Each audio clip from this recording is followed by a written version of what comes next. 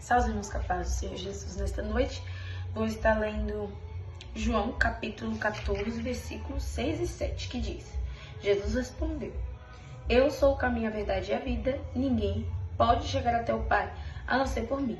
Agora que vocês me conhecem, conhecerão também o meu Pai. E desde agora vocês o conhecem e o tenham visto. Glórias a Deus, né? Por intermédio desta palavra, nós podemos entender que logo nesse comecinho, né, de João 14, os discípulos não têm um conhecimento a fundo das coisas espirituais. Por quê? Porque Tomé pergunta a Jesus qual que é o caminho que eles devem seguir. E Jesus tem essa resposta para Tomé. E é de difícil entendimento, né, para quem não leva as coisas para o lado espiritual. Porque ainda não havia descido o Espírito de Deus, a qual o Senhor ainda ia falar, né, prometer, fazer a promessa que o Espírito, o auxiliador, o ajudador, o conselheiro, desceria, né, para que eles obtivessem o entendimento, que eles entendessem o que Jesus estava falando naquele momento. E logo depois, nesses mesmos versículos, Filipe disse a Jesus: Senhor, mostre-nos o Pai, e assim não precisaremos de mais nada. E é quando Jesus responde e diz que o Pai já está com eles e eles não o veem, né? O que Jesus está querendo dizer com isso? Em relação às obras.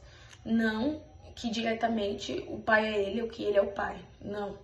E sim que por intermédio do mesmo Espírito, pelas mesmas ações, o Espírito que estava em Jesus é o mesmo Espírito que estava no Pai.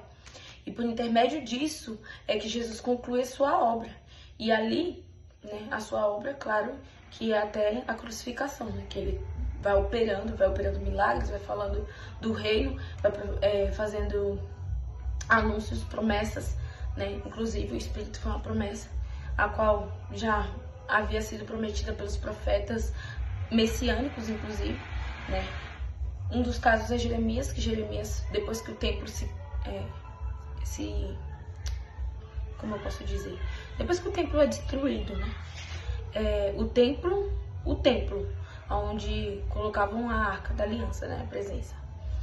Ali, o templo é destruído, o povo, né, vai reconstruir o templo, vai reconstruir a cidade, porque a cidade é assolada. Jeremias cita no seu livro que o templo não seria mais em 4 paredes, e sim seria o coração do homem. E ali já começa o projeto de Deus, né? Ele já estava anunciando Jesus, né? Todo o ministério de Jeremias ali era anunciar Jesus. Inclusive, né, estamos fazendo parte de uma campanha maravilhosa, Jeremias capítulo 18, que fala sobre o vaso, né? O vaso do oleiro, nas mãos do oleiro, né? Jeremias desce à casa do oleiro e ele é moldado ali naquele momento, né? Porque além de observar, o Senhor está mostrando o que ele é capaz de fazer com o seu vaso, né? E sabemos que o barro, quando ele está mole, ele é maleável, né? Ele pode ser moldado conforme o Senhor quer, conforme ele conduz, né? E o oleiro ali naquela representação é a representação do próprio Deus, né?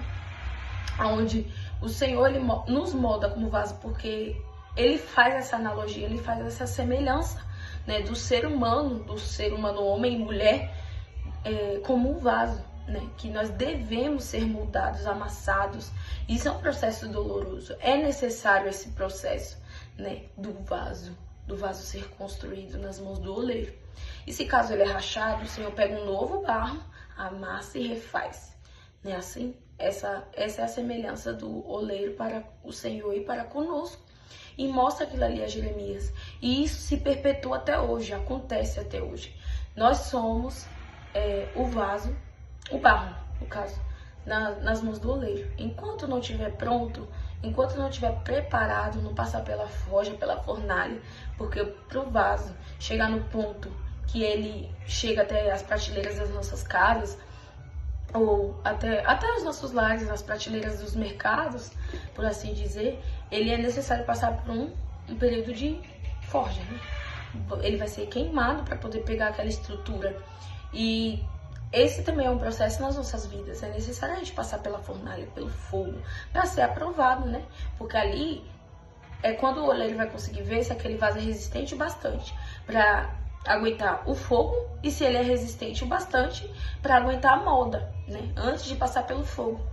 E o Senhor, o que o Senhor está querendo dizer nesta noite? Olha, o Senhor Jesus é o caminho, a verdade e a vida, né? E por Ele que nós vamos ser cheios da presença, porque já se cumpriu a profecia messiânica que Jeremias tinha feito naquela época de que Jesus viria, né? Isso que Jesus está fazendo hoje nas nossas vidas e mostrando aos discípulos o que ele iria de